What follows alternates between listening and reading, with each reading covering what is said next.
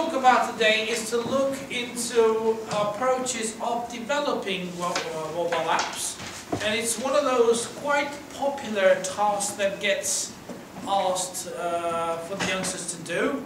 Whether you're building your own business or working for someone, you will be required, if not to design, to actually build up a project spec for the development of an app. That's what most project managers do, right? And you'll be asked to research around the industry, around the apps that might be of interest to you, and then put those insights together and actually have a project spec that developers will work around it, including designers as well. So building mobile apps, it can be quite an extensive piece of work depending on complexity of the apps that you're building, and therefore knowing what's involved is quite a good idea. Of course, you're not a computer science student, so I don't really expect you to, build the code and then, program an app, because that's not your skill. But of course, if any one of you wants to develop something, then I'll be more than happy to guide you through it. Yeah? So, what are some of the things that we'll look into this session? First and foremost, we need to understand types of apps. There are different types of apps and they're not all the same. Second, some of the key features that these apps have got embedded in. Process that is involved in terms of developing those apps. And some of these processes can be quite complicated depending on what you want to build.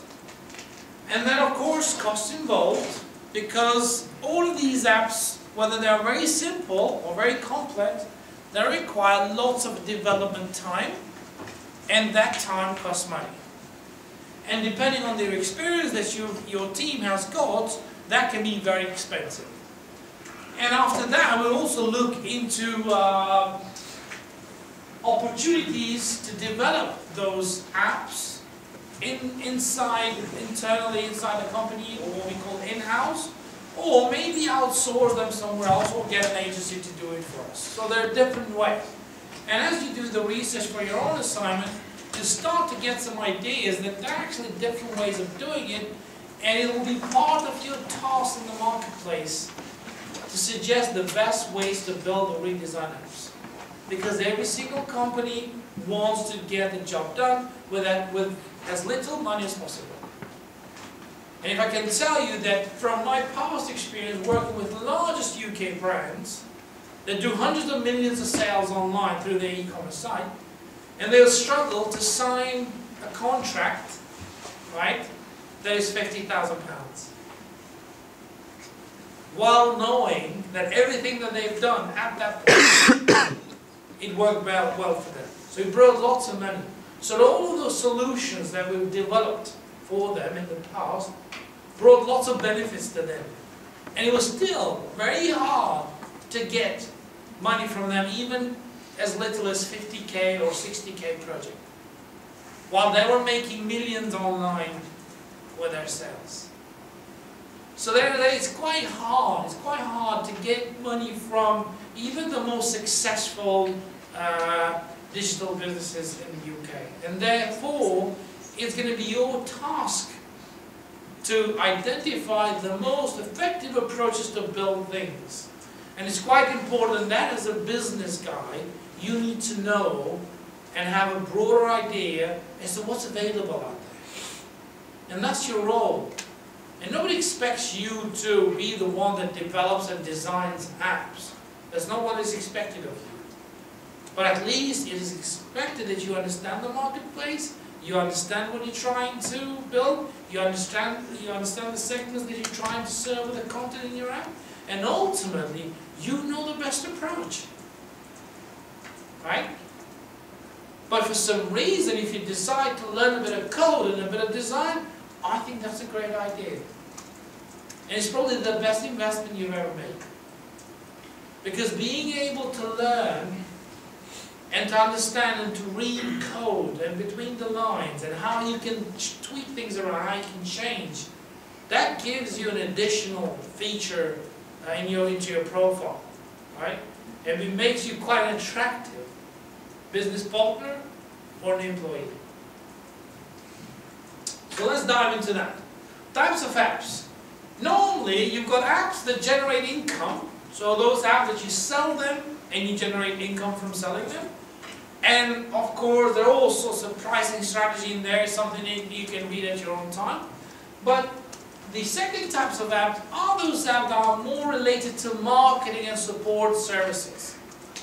In other words, apps are developed out there and they are offered for free in return for an advertising material that is offered to you, right? And sometimes as soon as you develop and then publish some of those apps, right, if they are quite good, they'll be quite successful. And if they are very successful, that means that you can cash in from the advertising that is being presented to them. And the advertising that is being presented to them is quite specific based on who they are, what do they do, and how often they use their smartphones and those smart apps. Right? So those are two types of apps that you normally see. Now, there are also those apps that are mixed. They give you a free trial, or they might give you sort of an idea of tasting an app, if you know what I mean. Like really getting a feel as to how those apps work. And then if you're happy with it and you want to keep using it, then you'll have to pay for it.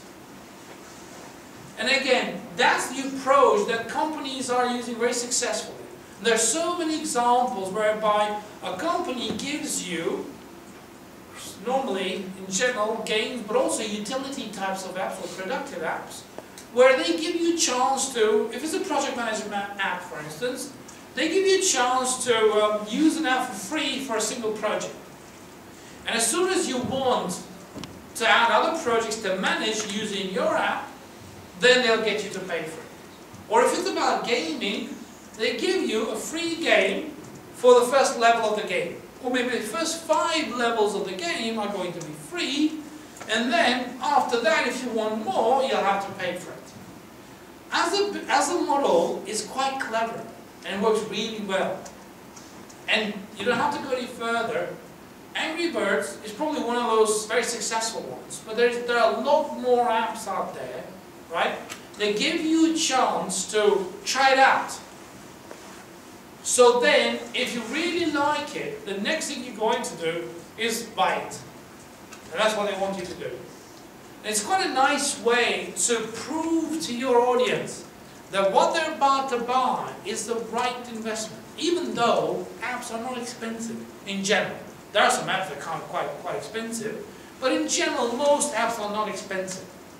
However, companies, through offering this trial type of version, giving us a chance to taste their services. In other words, they want to prove to us that they are the right company to serve the need that you've got in project management or entertainment or anything else.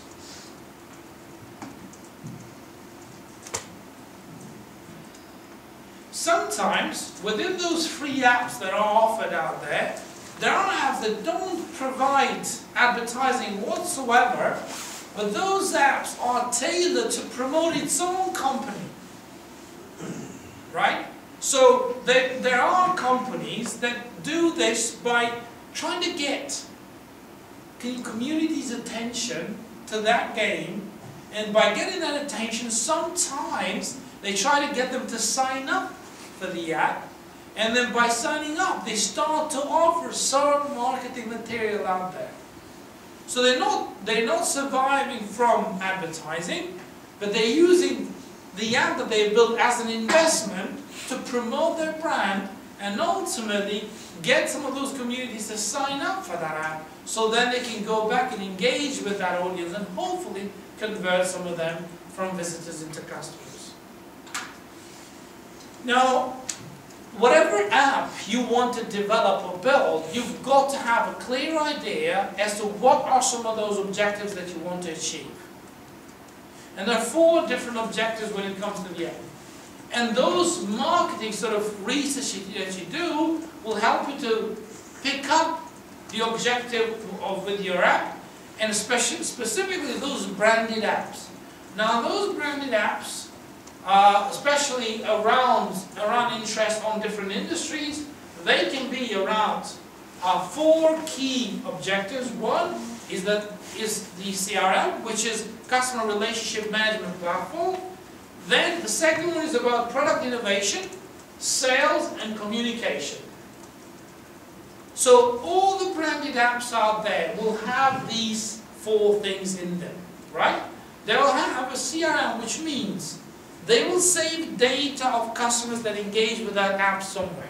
They will use that data to communicate with those users and ultimately get them to be loyal to the service or to the company they're using. Innovation. Almost every branded app will have the product innovation, which means that they will collect lots of insights from how users use the app and their behavior, right? Or sometimes how they interact with the app and what do they say about it in general, and then to use that information to create more innovative features within the app, or maybe create another app altogether. In general, the next objective is sales. Of course, all those branded apps have got an objective to sell. Ultimately, we are in business to make money. And if you're not making money, you're not going to be there for too long, right? So, to sell. Whatever you do within your app, you will have as one of the objectives to sell the products or services you're offering. But if you've done these 2 things very well, and especially communication with the audience, selling is not going to be the hardest part. If you provided a fantastic service within your app, very good customer support, and you communicated very well with your customers, selling is not going to be really hard. And there are several companies. One company that comes to my mind at the moment is, for instance, Evernote. Evernote is like syncing, overall syncing cloud application for your meetings, research, and everything else that you do. Now, these guys, they don't just offer a really good product, but they actually offer a very good customer support, especially if you're a business user, right? So, in other words, if you start using the app, you're really enjoying it, you've got some questions, they get back to you very quickly, they build up a really good communication with you, and the next thing they do, they ask you whether you want to sign up for their service. And that's not going to be very hard for you to convert, because of everything else I just mentioned. So in other words, they prove themselves before they ask you for the sale. And that's quite clever. Now those branded apps can be around the following sort of aspects of the mobile industry. They can be tool-centric apps, which means that they are designed to help you get a job done. More like productive type of apps, okay? And there's several out there, and they are needed by everyone. And those can include mail apps, to-do lists, project management, syncing, calendars, everything else. And those are quite popular in both App Store and the Play Store as well.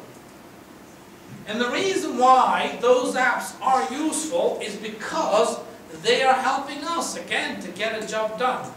So that can be one of those types of apps. The next one is more like a game-centric apps. Again, these apps are all designed, tailored to entertain and help people have a good time by offering a gaming facility in their app. And without a doubt, those are the most popular apps you will find in any store. If you go now into Play Store or App Store, the most popular apps and the most downloaded apps, 99% of the time, are going to be games. Next one is the social-centric apps. Those apps are the applications that offer the opportunity for people to socialize, communicate, and engage with each other. The most popular ones, without doubt, Facebook, Twitter, YouTube, Pinterest, Instagram, and a lot more, right? So those are designed to help you stick around with them. And of course, they are super popular as well. And what you can do nowadays, you can go into any of the app stores that you're using, whether it's in Android or iOS, and you can find out and browse the very most successful social-centric apps out there.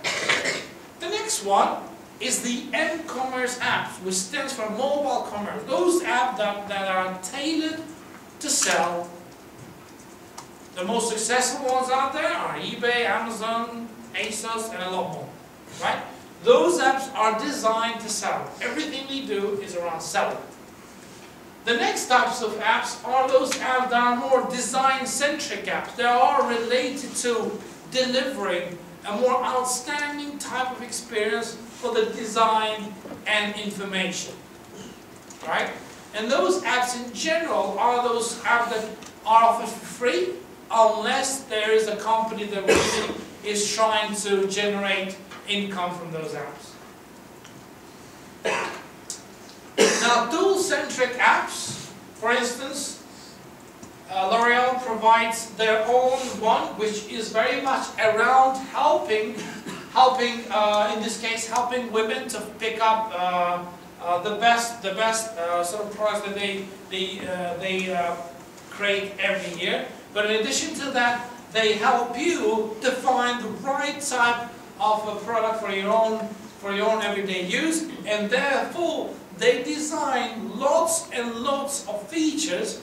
But in addition to that, they invest lots of money to provide utility type of app. Again, what the company is doing is trying to help you look beautiful, and by doing that, getting you to buy their product. Because if you're using this app, right, and you're really liking it, all your friends giving you thumbs up, how you look, what are you going to do? You're going to go and buy something from these guys, right?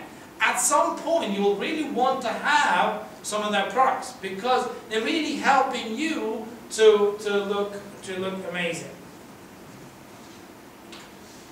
Game-centric apps. Now, some of those brands out there, very successful ones, what they're actually doing, they're building up apps that aren't games, but send you a very clever message that you are in Heinz world, right?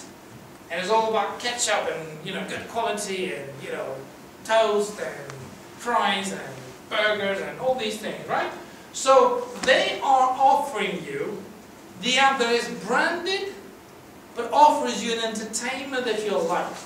And there are several companies doing that all the time, especially to get youngsters' attention.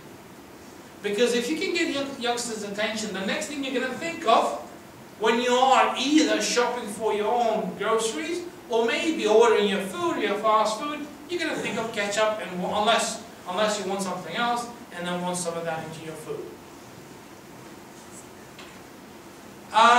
Android, iOS, of course, and Apple iOS.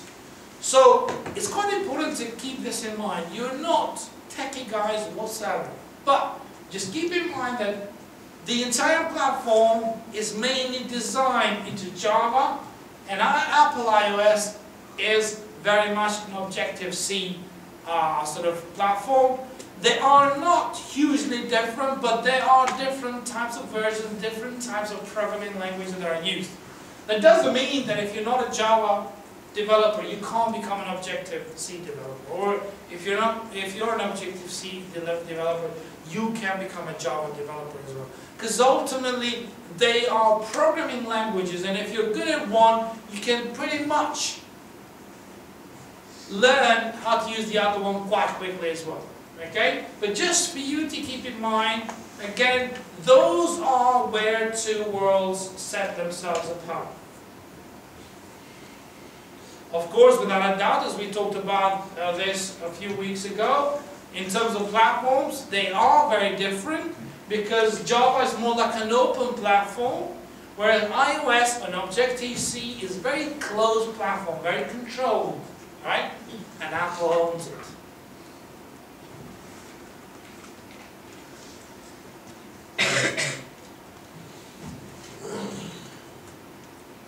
So, let's try and get into more like a development journey. What are some of those processes that we need to be aware of when developing or redesigning an app? Well, first one, we need to define what is that we're trying to do, whether it's designing, redesigning, or building a complete app, and why we're doing it. Because those pieces of information will help you to the next stage, which is about developing a specification plan. And again, that will be your role. As a business guy, you will be required to write that down. Once you develop that specific plan, including the features, the frames, and what every single page in the app will look like, that will be justified to your line managers, and then that plan would have to be approved before it goes to the next stage of designing those first pages and the first app. The next one, after the design, you'll have the development. So imagine, you've got those people who do the design, that nice look, and you've got those groups of developers who do what? They develop the code. They write the code to make sure that the app does what it says in the tin. Those developers, they do not worry too much about the design, but of course they have to. They are the guys that if you sit next to them in their screen, both screens will have just lines of code that they change live all the time, and when those bits of codes are finished, the actual development team and the developers team, designers team and developers team put together the code and the design. The design is the front end, the nice look of things, and the back end is actually the code and the structure that holds everything together. Super powerful, both of them, and especially the code. Once that is being built and developed, then the next thing is going to be about testing out. And normally, all companies worldwide nowadays have got a very big budgets that they set apart for the testing. Because after this stage, if something goes wrong when the app is live, you're going to be losing attention. But not just that, you will probably be receiving sort of warnings from Apple or Google and Android for that matter, that your app is not performing as it is supposed to be. Because when you get your app accepted either with Apple or Google, you will have to sign a document that says that you'll have to deliver. We're happy with your app, we are happy with what you're offering now, but you cannot just drop the service, you have to keep it up. Because as soon as you do that, we'll give you a warning, the next thing we'll kick you out. Because you have to obey by the Apple rules, again, and the App Store rules. Because they are very much careful about not just developers, but ultimately about customers. Because the end customer is the one that gets the experience. And those apps need to deliver experience. Every time you see an Apple event, you'll see that the very best developers and the very best apps are used to promote features in the iPhone. And what the app, what the Object-C and the actual Apple platform can offer for the young developers to develop apps. Once the testing is set aside, there will be people and also automated software services that will test absolutely everything to the detail. And even after all those tests, there's still things that will go wrong when it goes to the marketplace. But again, if the app starts to fail regularly and very often, that part of the attention that the app is getting from the user is going to lose it, and that's it. And because it's so competitive out there with more than millions of apps, how incredible is that? How do you stand apart from everyone else? It becomes really, really hard. And so unless it's extraordinary, remarkable type of app, developing remarkable service and remarkable experience, it just won't work. The next one is going to be about logic in the marketplace, and we'll talk about it again later on in the session. But After all these processes is done, then we've got the launch to the marketplace, and then we'll have to make sure that we keep up with how well we're doing, which is what we use analytics to keep up with those trends of how many people are developing, downloading, and also using the app that we've developed and put in the marketplace. Now, market research is very, very important. So whatever and whenever you need to develop or redesign the app, you've got to go through this process. You've got to do the market research.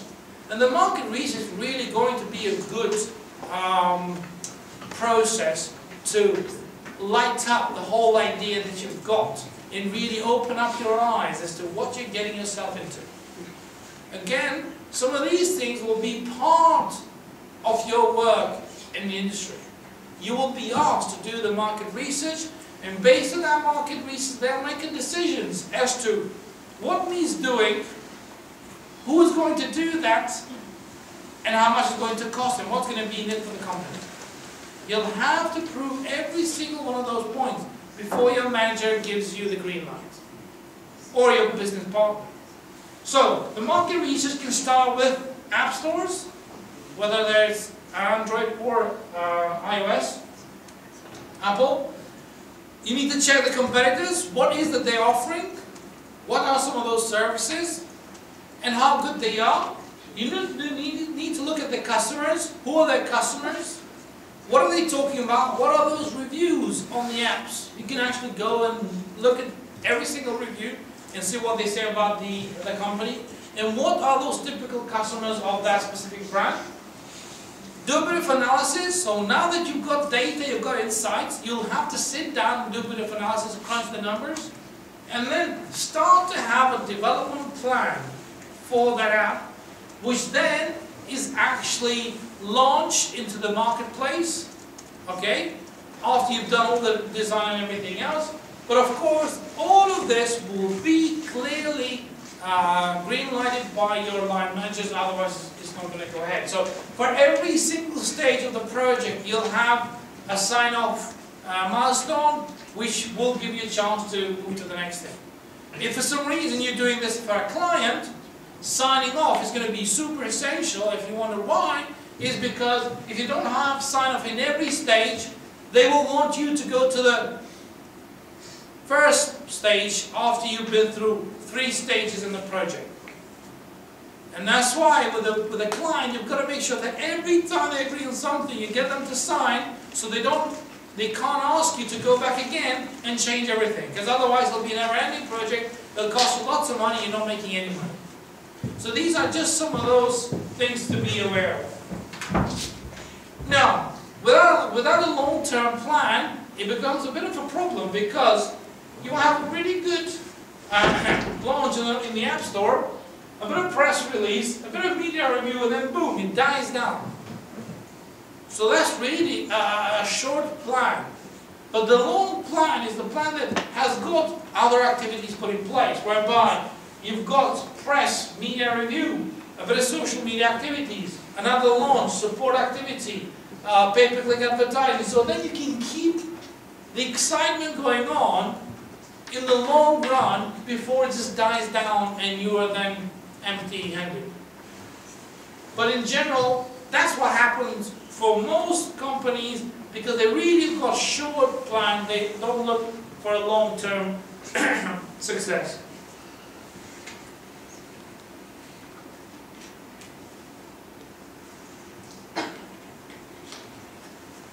Now, let's look and compare the long-term plan. With the long-term plan, it looks very different, because with the long-term plan, you've got activities following other marketing activities. You've got the launch in the App Store. You've got social media channels promoting it through, websites, social media channels promoting it through, getting other people to review the app, getting those geeks and bloggers and vlogs and all of that to actually review those apps, get them to share on social media. Then the sales will pick up, and as soon as sales starts going down, what do? You learn enough from customers, and then you learn a new feature. So you've got to be consistently innovating, consistently changing Otherwise, that peak is going to be very soon, and then to success of that business, success of that company, right? So, to be on top of the game, you've got to be all the time changing, improving, all the time introducing new things before you're forgotten forever. Now, how do we get started? Well, first and foremost, you need to identify the problem that you're trying to solve. What is the problem? What is the job that your users are trying to get done, and they want to use, and they need to use your tool to get that job done, right? For instance, we talked about Evernote. If you really wanted to do well with your teamwork, in your research, and your planning of your project, you will be using Evernote or any other tool to get that job done, to get that project done. So, what is the problem that you're trying to solve? The next one, you need to analyze your competition. What do your competitors do? What are those services they offer, and how good they are? What are the things they're doing very well and things that they're doing very bad? How can you learn from them? Who are their customers, right? How good they are in customer support? How active they are on social media? Do they do any advertising whatsoever? And if so, what do they do, right? So you've got to do all those analysis, and then once you've done that, you'll start to decide the target audience that you want to use for your app that you're about to develop. The next one, you will start to evaluate technical, execution, and market risks. So what are the things that will go wrong? And sometimes lots of things go wrong. Sometimes there are way too many things that can go wrong that can actually kill the whole business, the whole project. But you need to identify those.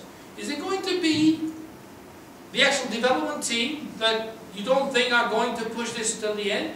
Is it going to be the company outside that you're outsourcing your development to, and there's always a risk they might just decide to give up, so they leave the project in the middle?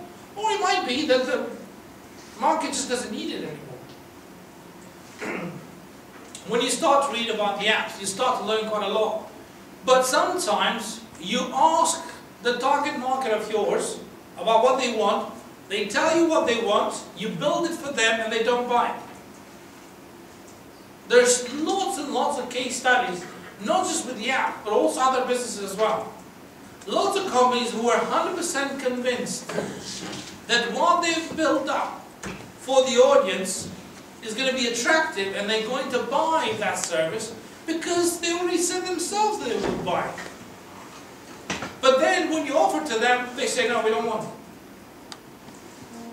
So in general, sometimes it's not just talking to them, but also thinking about the customer, thinking for them and what they can use this service for.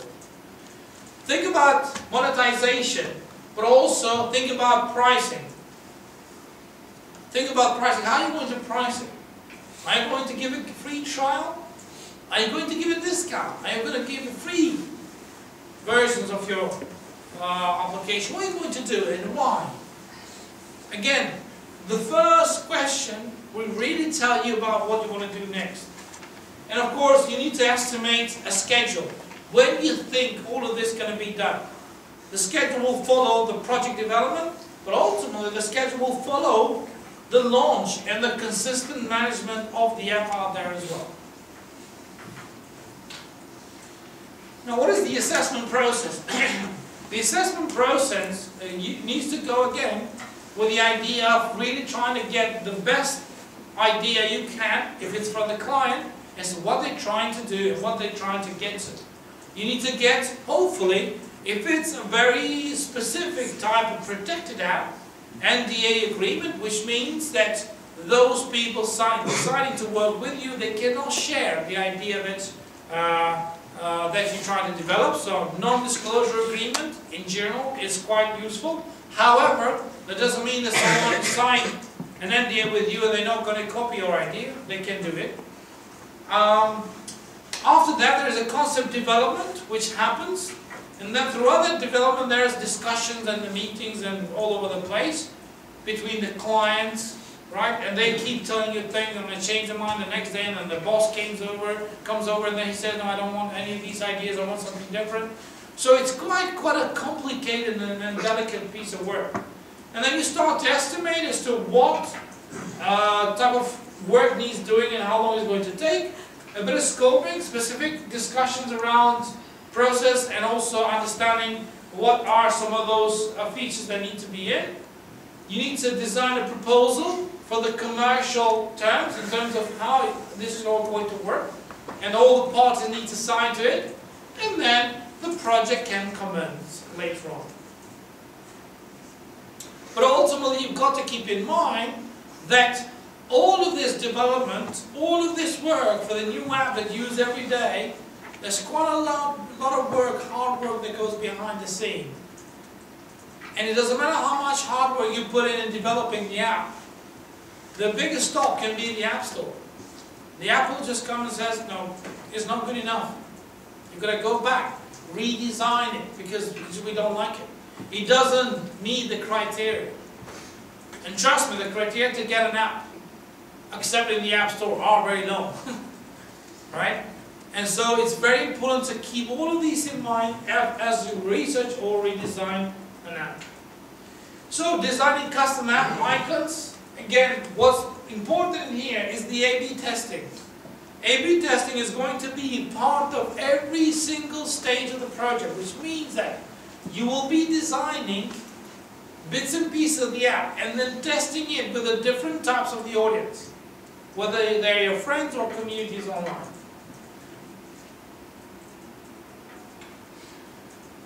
Apple Mockup Toolkit will give you an idea about how you can build up just like a prototype. And those things can actually be done just using your Keynote or your PowerPoint. You don't actually have to develop your own app altogether. You can develop an app, a prototype of how the app will work just using a PowerPoint. Right? And that would be a very nice way to tell people, what is your idea? What are you trying to do? To get some insight, to get some feedback. Once you've done that, you'll need to do just the first initial development of the app to test it out, without going to invest thousands and thousands of pounds on the app.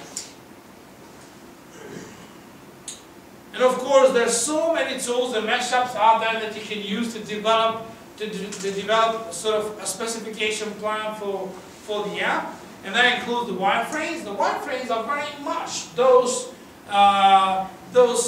layouts that are very much telling you the functionality of individual page in the app.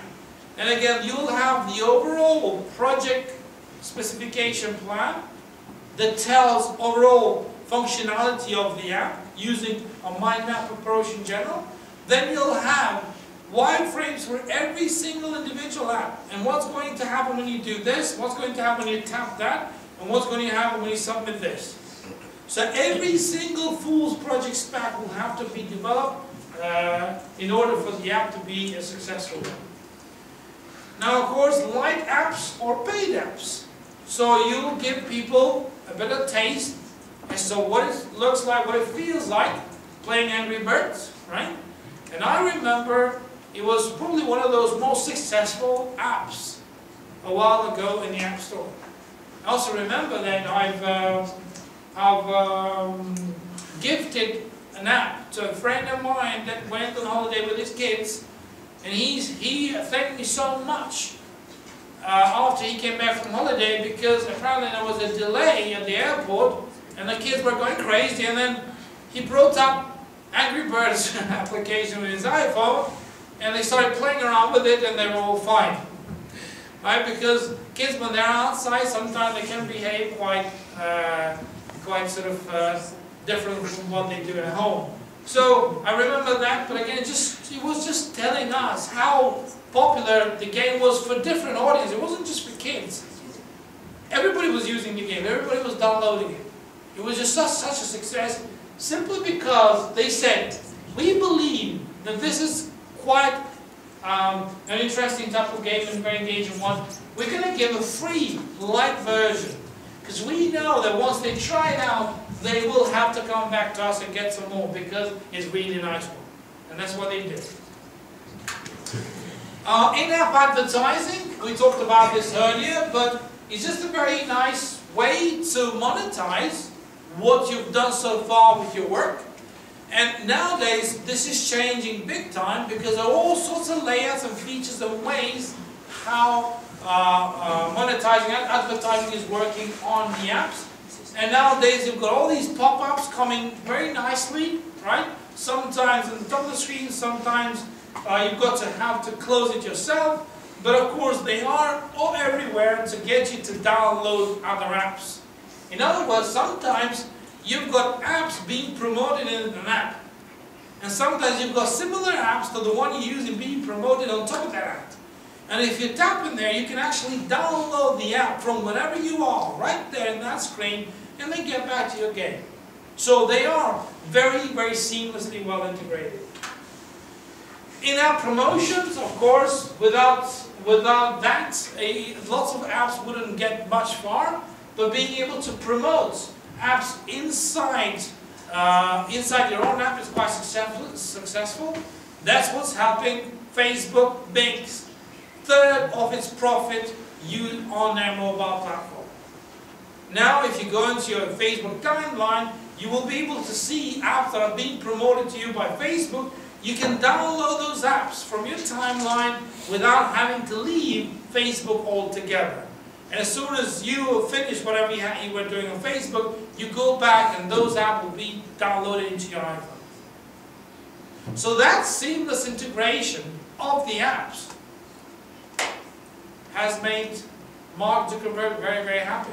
1/3 of their revenue comes from mobile. And you tend to forget about that, but all those apps that are being presented to you in your timeline, they are in-app promotions that Facebook's is monetizing on them big time. Tools to develop apps, of course, without a doubt, there are all sorts of tools for the app development program in the Apple. You've got to pay to become a member to start developing apps for them. Android is slightly cheaper. Of course, it's much cheaper than Google. But of course, on the other hand, you have got other apps that help you build up online, and they claim that they can get your app accepted in the App Store as well, and they claim that you don't actually need to be a developer to design an app.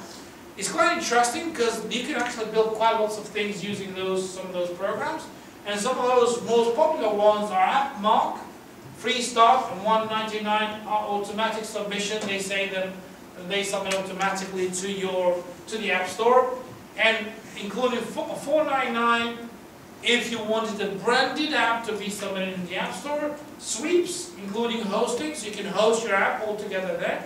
My App Builder, $29 per month, and $20 per app submission as well if you want to submit in the App Store. It's really interesting to play around with them, simply because you can learn quite a lot, right, on what's involved in developing the app, and in addition to that, you can also prototype an app that you're found of or service that you're found of. Yeah? What's the difference between the branded app and not branded? Well, the branded apps are those apps that you're developing and you want your brand to be there. And unbranded apps are those apps that you are building a service, but then there's another brand like the AppMark that will be in there instead of yours. Okay. So if you want to get rid of AppMark brand, you'll have to pay extra money. So then the complete app is your one, it's branded around your business, around your idea. But if you're paying very little, then the AppMark or Sweeps will keep their own branding, but deliver your own service, your own idea. Again, remember, these is all for developers, and that one is for non-developers. So you've got both sides of the world, and it's quite a good idea to play around with them and try them out. Now, there is another option, very popular one, that you can outsource the whole thing somewhere else in the world through any of these guys. Some of the more popular ones are Elance, Odesk, Springboard, Scriptplace, People Per Hour. There's a lot more. And I think Upwork now has bought several of these companies, merged together, that you can just develop the whole plan, develop a specification plan, put it up there, and then get people developers around the world to pitch for that work. And you would be picking up the most experienced designer and with the best price. And of course you'll then decide what you want to, how you want to agree with the payment, but in general you pay around 40% when we start the work, 40% halfway through, and then 30%, 20% in the end, but it depends on the service. And normally you have the company that reassures you that if the work doesn't get done, they will give you the money back. And the outsourcing it's a really, really big topic. Again, huge amount of apps you use, good amount, good percentage of the development in those apps have been developed somewhere else. Costs, again, for a very low level type of app, anywhere between £3,000 and £10,000. Moderate, more like engaging, sort of like fully functional, but also very, very rich with features, is £10,000 to £35,000. And of course, sometimes you've got elite type of apps that go anywhere from £35,000 to £500,000 and more. Especially those that are links to databases, links to information, or nowadays to Internet of Things and to other devices across the web. And again, you can spend anywhere between 100 to 400 hours to develop apps. Mobile analytics help us to really get an idea as to how well we're doing with apps. And they are as important as any other analytics out there. Countly is one of those popular ones. Furry is another very, very popular online. They're not cheap, they're quite expensive, but you can try them out. The whole idea is to get a really good understanding as to how customers are behaving and how they're using your app. And the next one is, of course, measuring and testing, avoiding common pitfalls, and ultimately poor performing ads on lack of usability would really struggle, and they're not going to get that far in the marketplace. Promoting your app, you can do it all sorts of ways, your own websites, and of course you can do that social media. You can also use your YouTube channel, for instance, to promote the app. And ultimately, I have a really good plan on social media to develop a complete process for letting the people know that you are bringing in really fantastic service and fantastic experience for them. Before selling, start collecting. So even before you have launched the app, you can start to tell people, okay, we're doing something pretty amazing, subscribe to it and we'll let you know as soon as the app is live in the marketplace. Boom! You can get those emails and then let everyone know when the app is ready in the App Store, and that can really help you drive the success of your app further. Home screen bookmarking, these are some of the features that should be in the app. For instance, gift app to really, and normally this is offered in most stores. You can gift the app, it's quite a clever idea. Mobile versions of your website to have it, they do help. Social media sharing, and then free copies for sharing communities. So if you've got those people who are very popular online, give the app for free to those guys.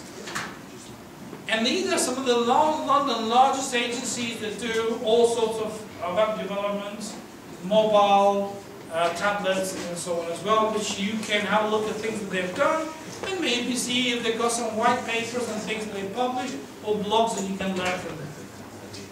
Some advantages and disadvantages on web development, on app development. If you're outsourcing, you've got really very little control over to things that they're doing. Because they are somewhere else, in another country, there's no way you're going to jump on the plane and spend about £3,000 just to get to see them. Sometimes the support is not very good, but again, you will be saving lots of money by using some of those services.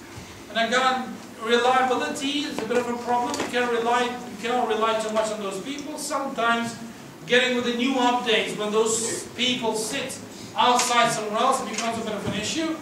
But you will learn to identify right people, and with the huge experience, they can do a good work with you for a long run that actually can give you a bit of a support as well.